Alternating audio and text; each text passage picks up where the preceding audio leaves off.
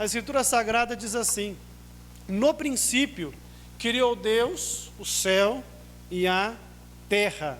Amém, meus irmãos?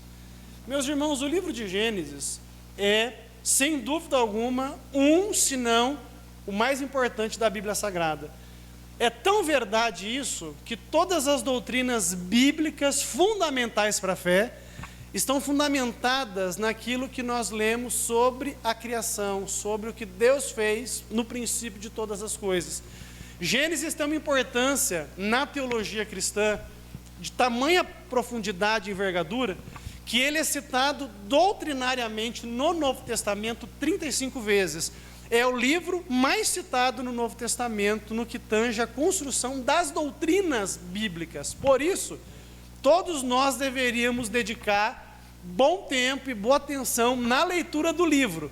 Infelizmente, a gente vê os irmãos muito engajados em assistir a novela Gênesis da Record, não é? Parece que lá se tornou a fonte de autoridade dos crentes no conhecimento, mas ali, meus irmãos, é uma coisa feita com muita liberdade artística e refletindo pensamentos e valores da igreja que financia a novela, que sem dúvida alguma não são os mesmos que os nossos. Então eu quero sugerir para você um desafio. Ao invés de você ficar sentado lá uma horinha vendo lá aquelas coisas, comercial de tanta coisa que não agrada a Deus, gaste a sua uma horinha lendo o livro de Gênesis, estudando e meditando nele. A sua vida vai ser transformada para a glória de Deus. Nós precisamos conhecer esse livro, principalmente porque de todos os livros da Bíblia, esse é o que enfrenta mais resistência daqueles que não são cristãos e tentam de todas as formas perverter os valores espirituais que nós temos, uma vez que ele desafia alguns assuntos que são muito corriqueiros no pensamento popular da sociedade. Então, quando nós cristãos nos voltamos para o livro de Gênesis, nós estamos aceitando que Deus, Ele é o soberano e o Senhor de tudo, e que Ele é para nós a autoridade de revelação no que tange a nossa compreensão da origem de todas as coisas, da vida que nós vivemos e do plano que Deus tem a nosso respeito. A palavra Gênesis provém da tradução grega do Antigo Testamento, que significa origens. Por isso que o nome dessa série que nós estamos pregando é Origens. E o título hebraico dela é Bereshit, que é a expressão que ocupa o primeiro versículo, no princípio. O propósito de Deus em deixar para nós o livro de Gênesis era nos dar uma fundamentação para nós compreendermos a origem de todas as coisas. O autor deste livro foi Moisés, não somente desse, mas dos 5 primeiros livros da Bíblia. Deus conduziu Moisés a registrar aquilo que os israelitas sabiam ser a origem de todas as coisas, para que as gerações futuras pudessem consultar o plano de Deus e a origem nossa como raça humana e a origem do grande drama que a Bíblia nos apresenta, a queda do homem e o plano de Deus para restaurá-lo à comunhão com Ele. A história da salvação que se inicia em Gênesis capítulo 3, só vai ser terminada em Apocalipse capítulo 21 e 22. Então, se você não entende a mensagem de Gênesis, praticamente todos os temas da Bíblia vão ser confusos para você, e a sua leitura bíblica vai ser uma leitura de autoajuda. Você vai ler a Bíblia para saber o que Deus pode fazer para resolver os seus problemas, quando, na verdade, a nossa leitura bíblica deveria representar a nossa compreensão do que Deus fez para resolver o nosso grande problema, o nosso pecado, que nos afasta da comunhão com Ele, e o sangue do sacrifício que pode nos restaurar a comunhão para vivermos uma vida na sua presença. Nós vemos que a Bíblia nos mostra que Moisés instruiu aqueles que o seguiam a registrar as histórias israelitas em livros para que isso pudesse ser consultado. Abra sua Bíblia, por gentileza, em Êxodo capítulo 17 e no verso 14. Essa é uma citação de várias, em que nós vemos no Antigo Testamento os heróis da fé registrando os feitos do povo e as histórias que eles viviam em livros, para que as gerações futuras pudessem conhecer aquilo que Deus estava fazendo no mundo. Êxodo capítulo 17 e o verso de número 14. Todos os irmãos acharam? Eu me recordo quando eu era novo convertido, que eu não sabia ainda a pronúncia dos livros, que eu chamava esse livro de Exodo, não é? Até que eu ouvi alguém lendo Êxodo. Eu falei, bendito X que tem 5 sons diferentes na língua portuguesa, né? A Escritura Sagrada diz assim: então disse o Senhor a Moisés: escreve isto para memória num livro e relata aos ouvidos de Josué que eu totalmente hei de riscar a memória de Amaleque de debaixo dos céus. Preste atenção nessa primeira parte do verso. Escreve num livro. Nós temos Gênesis hoje, porque lá atrás eles registraram aquilo que Deus estava fazendo entre eles. Por isso nós podemos consultar. A autoria de Moisés não deve ser questionada por nenhum cristão, uma vez que o próprio Jesus Cristo diz a respeito do livro que foi Moisés que lhe deu essa mensagem para o povo. João capítulo 7, verso 22, abra sua Bíblia. Nós vamos observar que o Senhor Jesus Cristo menciona que o ritual da circuncisão foi dado a Israel por meio de Moisés. E o ritual da circuncisão é ensinado em Gênesis 17. Então você percebe que o próprio Jesus atribui a Moisés a autoria desse livro. João capítulo 7, versículo 22, todos os irmãos encontraram? A Escritura Sagrada diz assim: pelo motivo de que Moisés vos deu a circuncisão, não que fosse de Moisés, mas dos pais, no sábado circuncidais um homem. Então veja que Jesus atribui a Moisés a autoria desse livro. E certamente Moisés, capacitado pela instrução egípcia que ele recebeu, sendo ele afilhado de Faraó, vivendo na corte, ele foi capacitado por Deus para nos deixar um registro preciso, inspirado pelo Espírito Santo, daquilo que Deus queria que nós soubéssemos a respeito da origem de tudo. Por que é importante a gente estudar Gênesis hoje? Porque hoje nós enfrentamos um tempo de profundo secularismo. O que é secularismo? É a tentativa de se afastar as questões pertinentes à fé do debate público. Então hoje, por exemplo, se você numa escola regular afirmar ser um criacionista, alguém que crê na criação feita por um ser superior, você vai ser escrachado com os títulos de fundamentalista, você vai ser chamado de retrógrado, você vai ser chamado de vários nomes pejorativos. Por quê?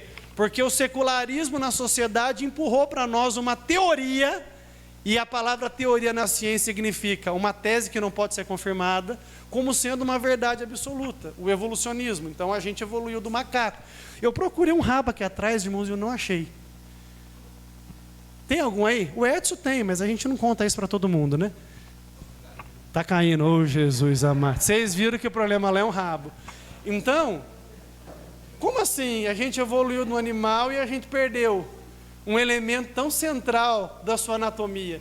Então, quando a gente se coloca numa situação em que a gente precisa se posicionar no debate público, se nós não temos o embasamento que um livro como Gênesis nos dá, certamente nós vamos ser engolidos sem poder apresentar aquilo que nós acreditamos e que nós sabemos, pelo que a Bíblia diz a respeito da sua mensagem, que é uma verdade a ser acreditada por cada um de nós. Então nós precisamos ter isso, ter essa visão, porque nós vivemos hoje na sociedade uma coisa chamada cienticismo. Existe ciência e existe cienticismo. Ciência é um dom que Deus deu para nós, porque Deus nos capacitou a observarmos o mundo onde nós vivemos. Irmão, tem gente aqui que já saberia falar de olho fechado a roupa que todo mundo está usando aqui hoje. Deus nos deu olhos para vermos, ouvidos para ouvirmos e mente para analisarmos o mundo onde vivemos.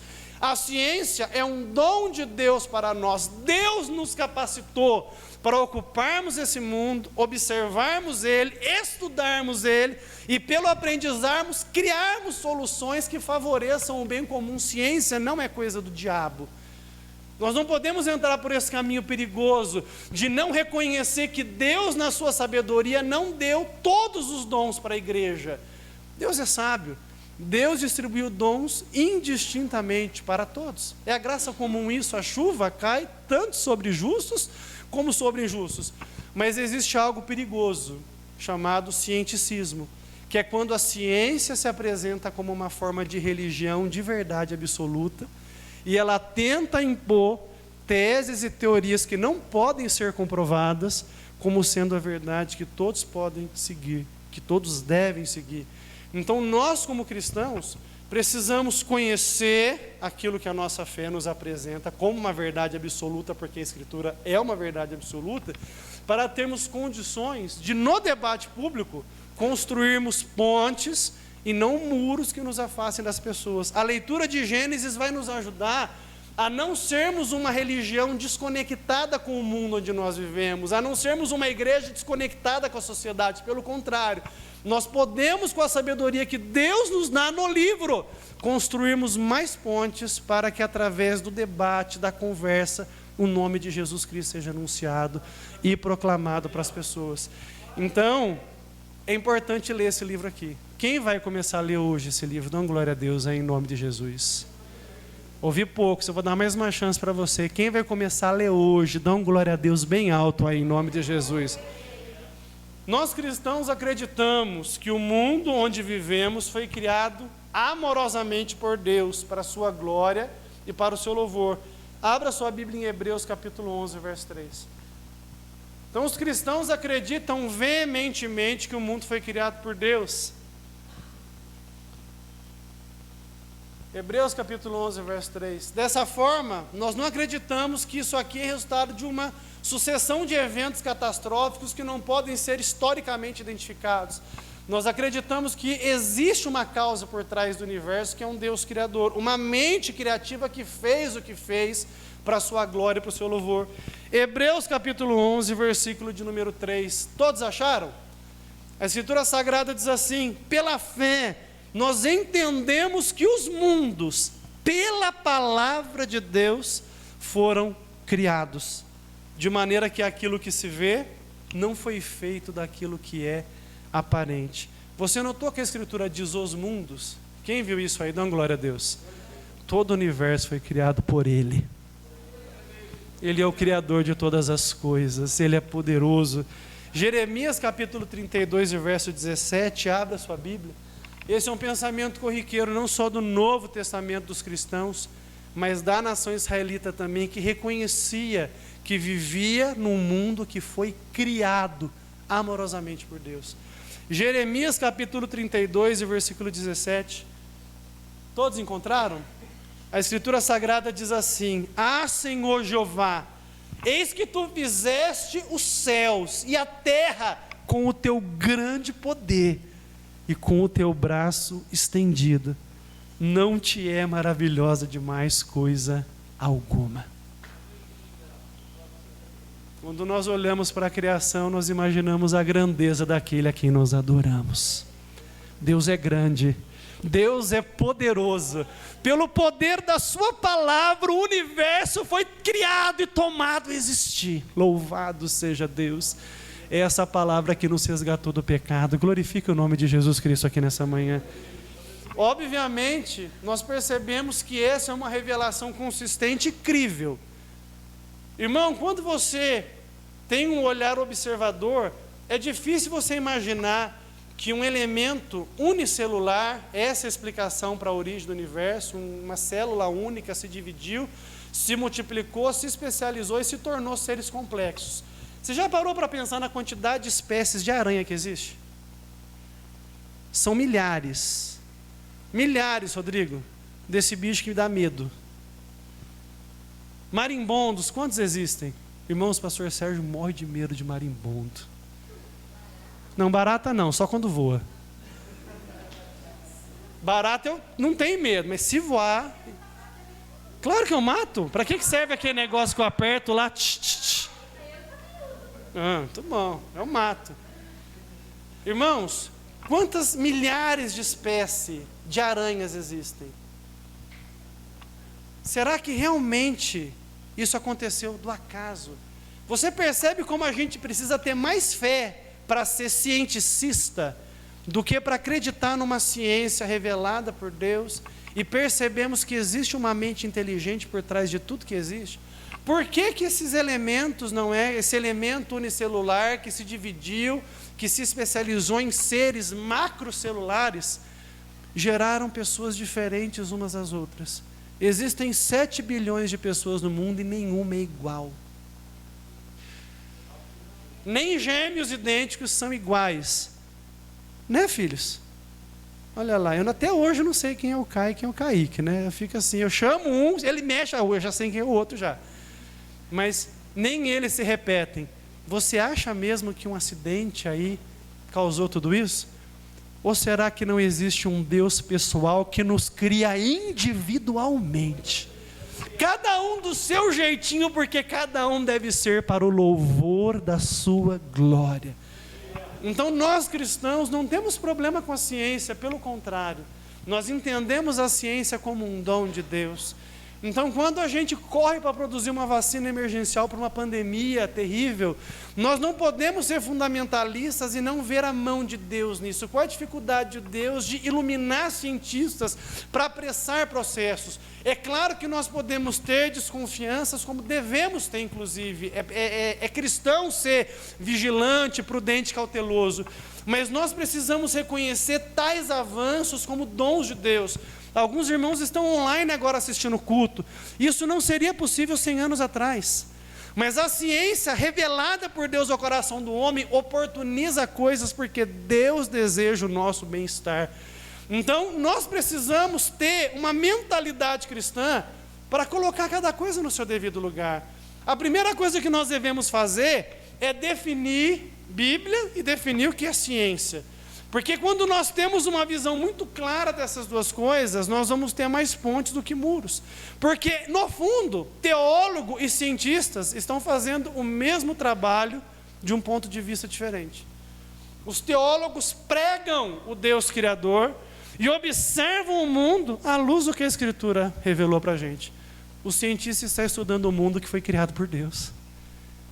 E tentando entender o mundo nessa perspectiva, nós estamos olhando para o mesmo lado, apenas com perspectivas diferentes. Então seria melhor nós darmos as mãos do que levantarmos espadas e ficarmos degladiando e dessa maneira impedirmos a oportunidade de que pessoas ouçam a palavra de Deus e aquilo que nós entendemos pela Escritura, que é verdade que Deus nos revelou. Sempre que eu pego um camarada ateu, cienticista, e ele vem falar para mim, não, isso é uma loucura, Deus criar, cadê Deus? Eu nunca vi Ele. O mundo foi criado de uma explosão. Eu falo, olha, eu até acredito como cristão que o mundo foi criado de uma explosão. Mas eu quero que você me explique uma coisa. Se foi um Big Bang que fez tudo isso, quem criou os elementos que se abrasaram na explosão? E quem foi o camarada que detonou a bomba? Existe uma causa por trás de tudo. E essa causa é o Deus Todo-Poderoso. Amém, meus irmãos? Então, Hebreus capítulo 3, verso 4, abra sua Bíblia, deixa muito claro para nós que Deus está por trás de tudo que existe. As origens estão todas em Deus. Deus é o autor de tudo que existe. Louvado seja o nome do Senhor Jesus. Hebreus capítulo 3, verso 4. Todos os irmãos encontraram? A Escritura Sagrada diz assim, porque toda casa é edificada por alguém, mas o que edificou todas as coisas é Deus. Aleluia! Deus, Ele é o autor de todas as coisas. Adore o nome do Senhor. Olhe para o teu Deus não como camarada que resolve os teus problemas, mas como teu Criador. Reconheça que você mora no mundo que Deus criou. Isso aqui pertence a Ele. E nós, por conta disso, nos submetemos às leis que Deus deixou para nós, porque sabemos que viemos de Deus e estaremos diante dEle um dia e prestaremos contas na vida que vivemos na sua presença. Essa é a fé cristã. Amém, meus irmãos? É possível conciliar fé e ciência, muito possível. Às vezes nós pensamos que o pensamento cristão é retrógrado, mas eu quero só lembrar os irmãos que os grandes cientistas do passado eram cristãos devotos, cristãos fiéis. Galileu Galilei, cristão devoto, uma pessoa que realmente fez história na ciência, cristão.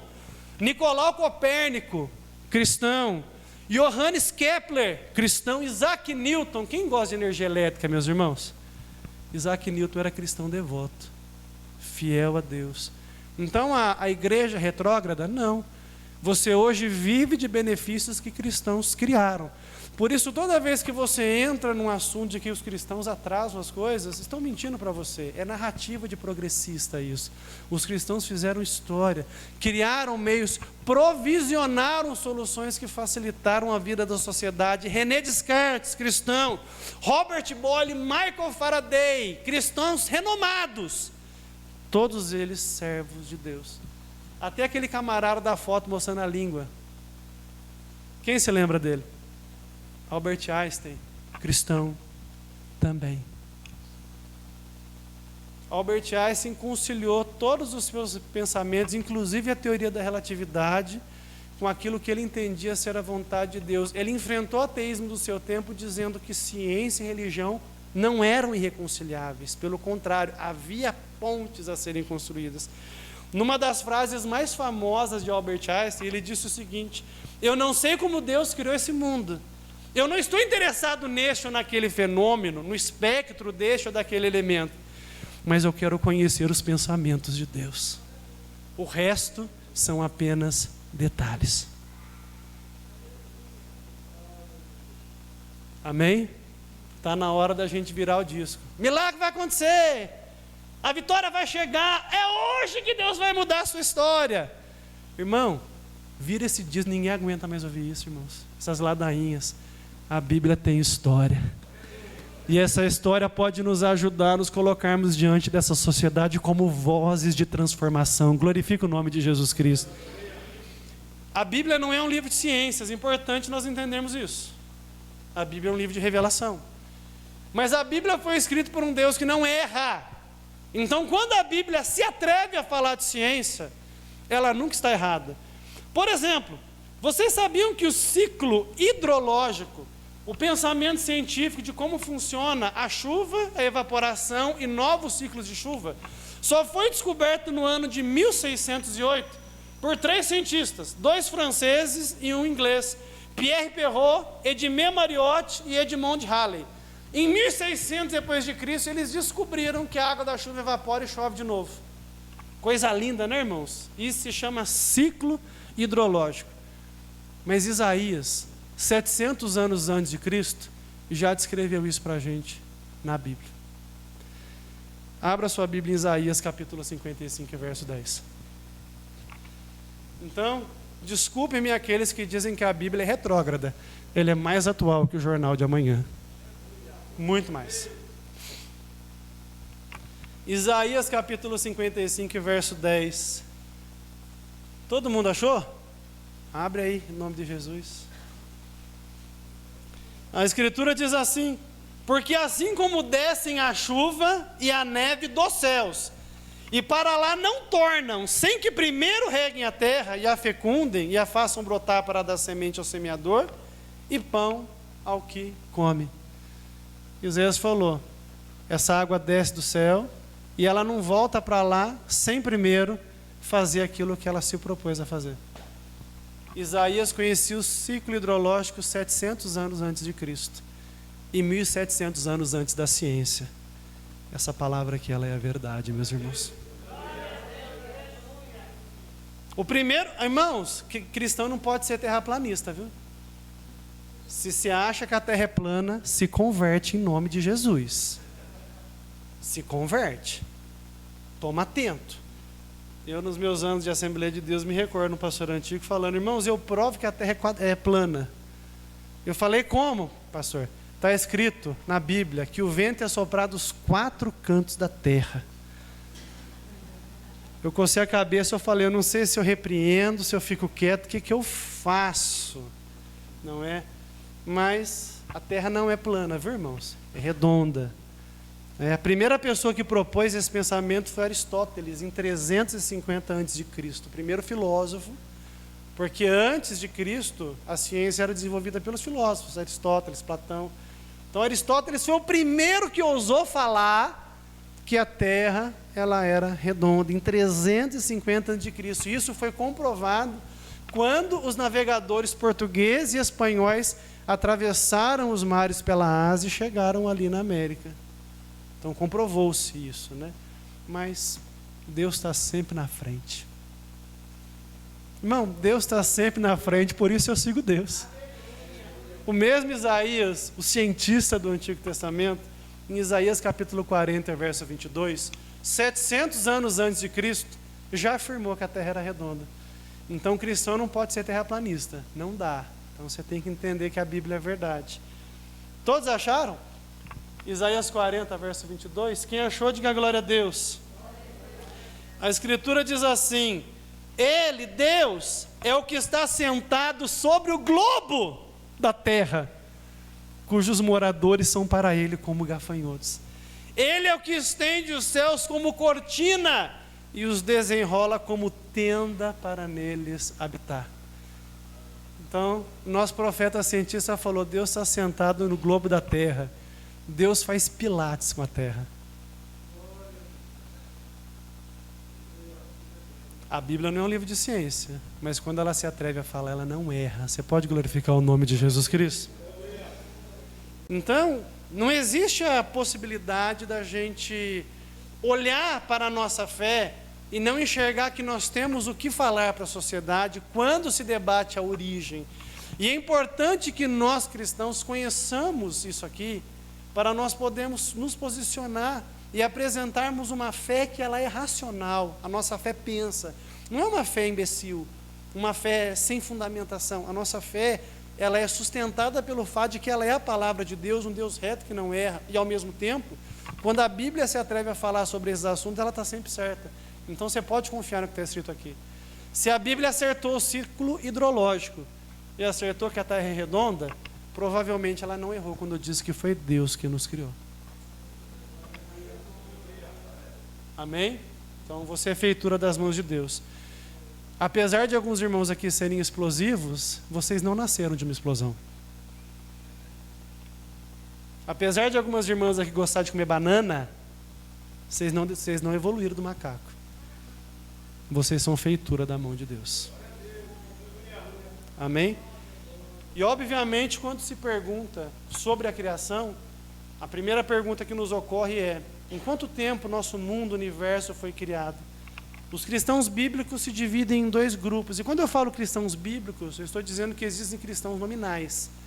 Aqueles que se identificam com a fé, mas não têm a Bíblia como regra de fé e prática. Então, em quanto tempo nosso mundo foi criado? Os cristãos que leem a Bíblia, que se interessam por ela, se dividem em dois grupos. Nenhum dos dois está errado. Todos eles têm posicionamentos fortes e fracos sobre o tema. Mas é importante que vocês, que são dessa casa, se encontrem num desses dois. Não importa qual deles. Você não é mais moral ou menos estando num ponto ou em outro. Mas a Bíblia sustenta de uma forma muito clara essas duas possibilidades. A primeira é o grupo de cristãos que acredita que o mundo foi criado em 7 dias literais de 24 horas. É o posicionamento de 80% dos cristãos bíblicos, é o posicionamento do pastor Sérgio. Eu sustento essa tese. Para mim, o mundo foi criado em 7 dias de 24 horas.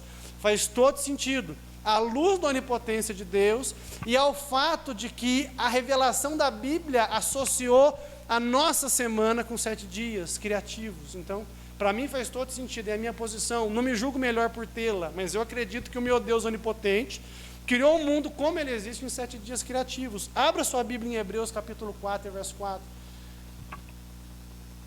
Os cristãos que sustentam essa tese, sustentam-se baseados em 3 pontos. O primeiro, essa era a fé dos pais. Os pais acreditavam nisso. Quando eu falo pais, eu estou falando os pais da igreja.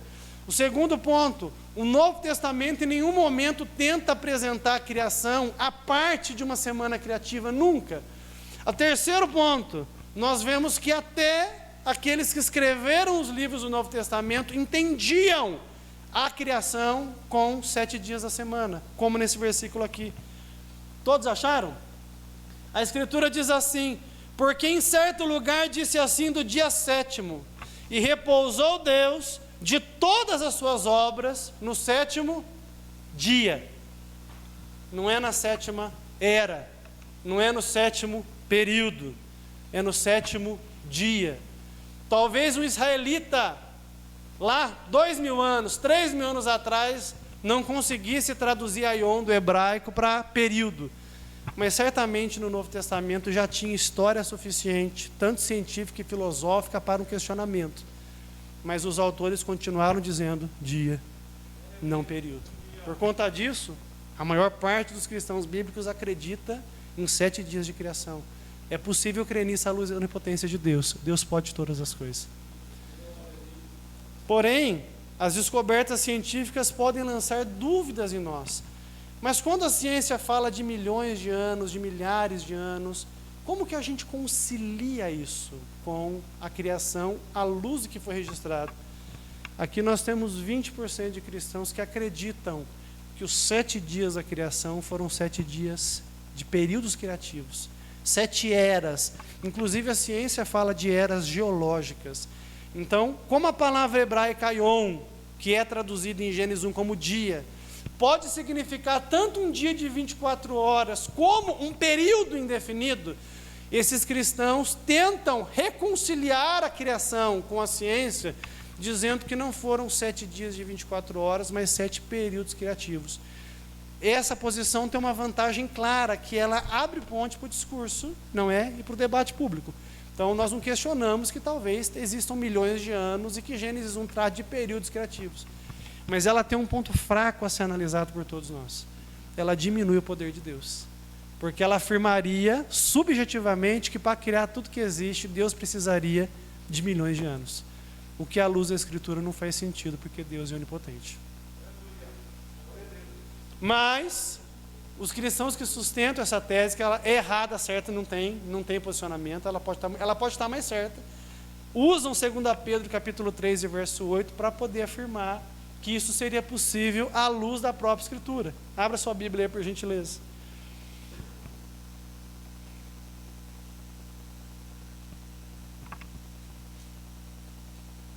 Segunda Pedro 3 e 8. Todos os irmãos acharam? A Escritura Sagrada diz assim: mas amados, não ignoreis uma coisa, que um dia para o Senhor é como 1000 anos, e 1000 anos como um dia. À luz desse versículo, eles afirmam: talvez os 7 dias sejam milhões de anos, milhares de anos, um período indefinido. Não importa a posição que você tenha, nós partilhamos em comum daquilo que é o mais importante. Esse mundo foi criado por Deus, amorosamente por Ele. Você pode glorificar o nome de Jesus Cristo por isso? E é justamente isso que é o mais bonito em Gênesis 1. Para mim, pouco importa se Deus precisou de milhões de anos ou se Ele fez em 7 dias de 24 horas. Eu tenho um posicionamento, mas pouco importa. O que importa para mim é entender que Deus é o autor deste universo e do mundo onde nós habitamos. A Bíblia afirma em Gênesis 1, nos seus 31 versículos, algo extraordinário acerca do ser de Deus e de sua natureza. Gênesis capítulo 1, versículo 1, começa dizendo: no princípio criou Deus os céus e a terra. Somente nesse versículo, Deus nos diz 3 coisas importantes. A primeira, Deus existe antes do tempo existir. Para que o mundo pudesse ser mundo, a primeira coisa que Deus fez foi o tempo. Ele disse, no princípio, porque Deus vive fora do tempo. Deus não tem hora, segundo, minuto, né? Por isso, quando um pregador fala que Deus marcou a hora da sua vitória, ele está colocando Deus na nossa existência. Irmãos, Deus não tem cronologia. Deus é eterno, não tem princípio, não tem fim. Deus é diferente da gente. Deus conhece o fim desde o começo. Você pode glorificar o nome de Jesus Cristo? Ele está antes de tudo. Então a primeira coisa que Gênesis fala é que Deus existe antes do tempo, Ele é eterno. Ele também fala que Deus é diferente da criação. Se Deus criou tudo, Ele é um tipo de ser diferente. Muitas pessoas diminuem Deus, fazem Deus ser semelhante a gente, constroem um Deus à sua imagem e semelhança, uma idolatria terrível. Mas Deus, Ele é completamente diferente da criação e Ele é maior que tudo que foi criado.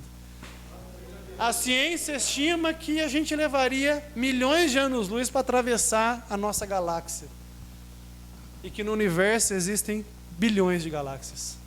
O universo é enorme, mas à luz da Escritura, Deus é maior do que isso. Você já pensou na grandeza do teu Deus? Você se rende em temor quando você pensa na grandeza de Deus? Tem gente que trata Deus como o melhor amigo, isso é loucura.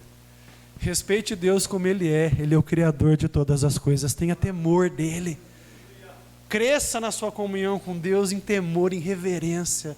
Os reformadores falavam das suas orações prostrados, com lágrimas, com pranto, com espanto. E hoje a gente vê gente pregando por aí que nós somos iguais a Deus. E as pessoas aplaudem. Hoje nós vemos os teólogos coaches, né, como o Brunet, famosão, né, dizendo que Deus tem a caneta e nós temos a borracha. Herege.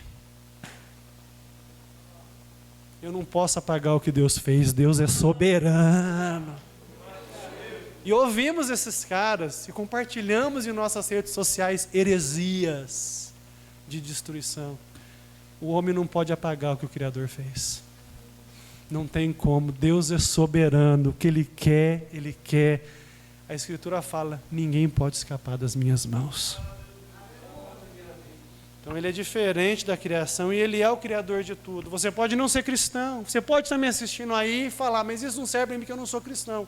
Você pode não ter a fé que eu tenho, mas nós temos a mesma origem, Deus nos criou. E o fato de sermos criados por Deus diz que indistintamente, cristãos e não cristãos, estarão diante de Deus um dia. Não dá para fugir dessa realidade. Você pode odiar Deus, odiar a Bíblia, odiar a igreja, mas Deus é o dono de tudo, e quando você morrer, você não vai voltar para Buda, para Krishna, para Maomé, mas você vai estar diante de Deus e você vai ter que falar para Ele o que você fez com a vida que Ele te deu.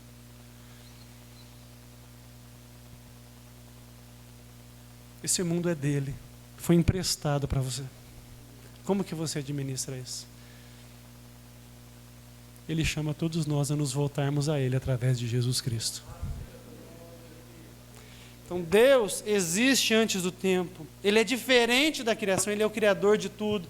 Mas a Bíblia também mostra em Gênesis 1 que Deus não é uma força. Ele é um ser pessoal, carinhoso e amoroso. Gênesis capítulo 1, versículo 3 e 4, nós vemos essas características aparecendo. A Escritura diz assim, e disse Deus, haja luz, e houve luz, e viu Deus que era boa a luz, e fez separação entre luz e trevas. Deus, Ele é um ser pessoal, Ele fala, aleluia. Deus fala, e as palavras que Ele falou estão registradas aqui. Eu não preciso ouvir nada diferente de Deus, tudo que eu preciso está aqui dentro. Pastor, como é que eu faço para ouvir Deus? Lê a Bíblia. Mas eu quero ouvir Deus de voz audível. Lê a Bíblia em voz alta. É só aqui que Deus fala. É aqui que Deus fala. Qualquer palavra que seja dita para você em nome de Deus que não confere com o que está aqui, não foi Deus que falou. Deus fala. E quando Ele fala, acontece. Na criação Deus disse, haja luz. Eu não sei que interruptor que Ele apertou, mas ficou claro. Deus pode trazer luz para a tua vida aqui nessa manhã. Quando Deus fala, Ele faz. E Ele não apenas fala, Ele fala com poder. Porque eu posso falar assim para a Manita, Manita, pega um copo de água para mim. E se ela tiver da pá virada, ela vai falar, vou pegar não, pastor, vem pegar aqui. A minha palavra não tem poder nenhum. Mas é interessante que quando Deus fala, as coisas acontecem. Você se lembra que quando aquele homem encontrou com Jesus, ele disse assim, Senhor, não precisa chegar na minha casa não, não sou digno. Mas manda só uma palavra. E a minha filha vai ser curada. E o meu servo, não minha filha, vai ser curado. Há poder na palavra de Deus. Quando Deus fala, as coisas acontecem como Ele falou, porque Ele é todo poderoso. Irmãos, nunca diminua o poder de Deus.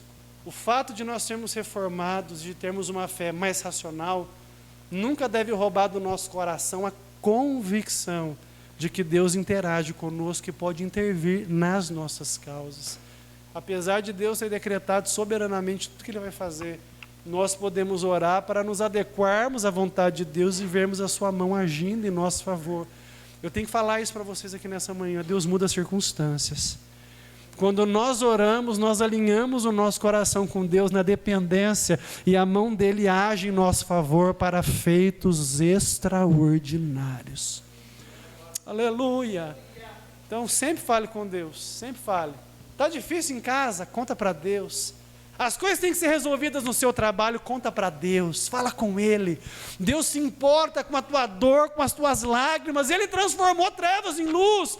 Ele pode transformar a sua vida de uma forma sobrenatural nessa manhã.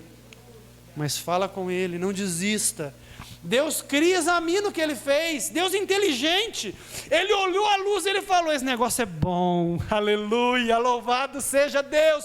Deus observa as suas obras e Ele avalia aquilo que Ele faz. Nós, da mesma forma, precisamos ter humildade para avaliar se as nossas obras são trevas ou luz. Porque Deus fez separação de trevas e de luz. Para Deus, treva é treva, luz é luz. E você tem que escolher se você está nas trevas ou na luz. Mas só quero te falar uma coisa. Deus disse que a luz é boa. Então vem para a luz nessa manhã, em nome de Jesus Cristo. Além disso, a Bíblia mostra em Gênesis 1 que Deus é um Deus ordeiro. Abra sua Bíblia, por gentileza, em Gênesis 1, verso 31. Deus, Ele é ordeiro, Ele é caprichoso. Deus gosta de ordem. Deus gosta das coisas arrumadinhas. Por isso, irmão, arruma a sua casa em nome de Jesus. Passa aquela roupa. Lava aquela louça da pia. Corta o mato do fundo do quintal. Deus, Ele é ordeiro. Deus gosta das coisas arrumadinhas. Amém? Então, dá um jeito de arrumar a vida aí em nome de Jesus. Olha o que está escrito em Gênesis 1:31. Viu Deus tudo quanto tinha feito. E eis que era muito bom. E foi a tarde e amanhã, o dia sexto. Cada dia, uma obra diferente. Deus faz tudo com ordem e tudo com decência. Amém? Esse ano a gente vai fazer na IPR um ano de ordem e um ano de decência para a glória do nome de Jesus Cristo. Pôr a casa em ordem. A Bíblia também fala que Deus é um ser composto de uma pluralidade de pessoas. Talvez essa seja a revelação mais importante de Gênesis capítulo 1. Nós vemos que a Bíblia fala que Deus nos criou, e quando fala que nos criou, fala no plural. Gênesis capítulo 1, versículo 26. O Deus que nós invocamos é o Pai, o Filho e o Espírito Santo. Qual é o nome do seu Deus, pastor Sérgio? Pai, Filho e Espírito Santo.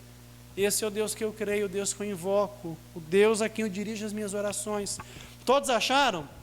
A Escritura Sagrada diz assim, e disse Deus, façamos o homem à nossa imagem e conforme a nossa semelhança, e domine sobre os peixes do mar, e sobre as aves do céu, e sobre o gado, e sobre toda a terra, e sobre todo réptil que se move sobre a terra. Você viu na sua Bíblia, façamos? Está no plural. Então, eu posso falar no singular, eu faço. Então, eu faço, a irmã Neiva passar raiva. Eu faço. Agora, se eu, a Hélia e o Daniel falarmos, e nós três fizemos ela passar raiva, façamos a Neiva passar raiva. Aqui tem mais que uma pessoa. E à luz da Escritura aqui tem três. Pai, Filho e Espírito Santo. Esse é o Deus que nós invocamos. Você ama o Pai? Você ama o seu Pai? Você ama o Filho? Você ama o Espírito Santo? Então adore eles nessa manhã, em nome de Jesus Cristo. Você percebe que quando nós entendemos toda essa pegada de Gênesis 1, nós passamos a nos posicionar de uma forma diferente. Nós podemos conciliar o que Deus tem mostrado à ciência, como sendo fatos que podem ser observados, e perceber que nada disso ofende os princípios elementares da fé que nós temos. Não tem briga quando nós não queremos briga. Quando ciência e Bíblia são honestos, não tem Bíblia. Agora, quando a ciência milita em agendas, né, que ela estabelece por narrativas, por temas aí progressistas, identitários, pode ter discussões, porque daí a ciência deixa de ser ciência e vira cienticismo. Mas quando há honestidade em teólogos e em cientistas, as duas verdades convergem no mesmo ponto. Nós estamos no mundo criado por Deus e nós devemos viver essa vida de um modo a honrar aquele que nos criou. Mas há algo de lindo em Gênesis 1. A graça está aqui. Algumas pessoas dizem que não tem graça no Antigo Testamento. É uma loucura. Ninguém foi salvo por mérito, todos foram salvos por graça. E em toda a revelação bíblica, a graça sempre aparece. Gênesis 1, versículo 2, abra sua Bíblia. Há algo de muito extraordinário nesse texto. Gênesis 1, verso de número 2. Você percebe nesse texto bíblico uma afirmação sobre a criação que remete a temas que são relacionados à doutrina bíblica da salvação. A Escritura diz assim: a terra era sem forma e vazia. Havia trevas sobre a face do abismo e o Espírito de Deus se movia sobre a face das águas. Quando Deus criou, começou a dar ordem naquele caos. A terra era um amontoado de bagunça, irmão Edson. Era um caos, era trevas. Mas a Escritura fala que o Espírito de Deus pairava sobre essa treva, sobre esse caos. E Deus viu aquele caos e falou: está muito escuro isso aqui, está muito bagunçado, vamos resolver isso aqui. E Ele libera uma palavra de criação: haja luz, e houve luz. Nós também fomos criados por Deus de uma forma linda, maravilhosa, mas o pecado transformou a nossa vida. O pecado transtornou aquilo que Deus havia decidido a nosso respeito, e nós nos tornamos um caos, um amontoado de trevas, sem forma, vazios, vivendo uma vida para os nossos próprios prazeres. Esse é o retrato da sociedade onde nós vivemos. Uma sociedade permissiva, uma sociedade sem limites, uma sociedade terrível. Eu me recordo uma vez conversando com uma adolescente, ela discutindo comigo a questão de aborto. Ela falou: pastor, você não devia se preocupar com o aborto, porque quando uma mulher aborta um feto de até 3 semanas, ele não tem sistema nervoso, ele não sente dor nenhuma. E eu falei: sua maluca, o fato dele não sentir dor torna ele menos humano. Então, se você estiver num estado vegetativo sem sentir nada, eu posso matar você. Não, pastor, o senhor está louco, você está louca. Uma sociedade que mata em defesa, uma sociedade que está debaixo do juízo de Deus. Não dá para diminuir essa verdade. A sociedade caminha para a perdição, sem forma, vazio. Mas Deus viu o vazio e foi em direção a ele. Coisa linda. Não foi a terra sem forma e vazia que foi para Deus, mas Deus foi para aquilo que não tinha nenhuma forma e era um caos. Porque quando Deus encontra a causa, Ele quer transformar em vida. Louvado seja o nome de Jesus. E Ele foi até ali e Ele decidiu transformar aquilo. Nós vemos aqui claramente a depravação total, a incapacidade do homem de se voltar para Deus. João capítulo 5, verso 40, abra sua Bíblia, estou terminando. João capítulo 5, verso 40, Jesus disse claramente que homem nenhum buscará Ele, nenhum de nós pode. João capítulo 5, verso 40, quem achou, diga glória a Deus. A Escritura diz assim, Jesus dizendo: vocês não querem vir para mim, para terem vida. O homem sem forma, vazio, como um caos, não se volta para Deus, não se volta para Cristo, não deseja buscá-lo. Mas assim como o Espírito de Deus foi à terra, sem forma e vazia, esse mesmo Espírito vai para aqueles que Deus escolheu para a salvação, para iluminá-los, para que recebam vida. É Deus que vai na nossa direção. Glorifica o nome dele aqui nessa manhã. Jesus disse em João 16, versículo 7 e 8, que essa obra de transformar caos em vida seria feita pelo Espírito. Todavia, digo-vos a verdade, vos convém que eu vá, porque se eu não for, o Consolador não virá a vós, mas quando eu for, eu vou-lo enviarei. E quando ele vier, ele convencerá o mundo do pecado, da justiça e do juízo. Esse Espírito promove vida. Louvado seja o nome de Jesus. Aonde o Espírito Santo está, existe vida. O Salmo 104, verso 30 diz assim: envias o teu Espírito e são criados, e assim renovas a face da terra.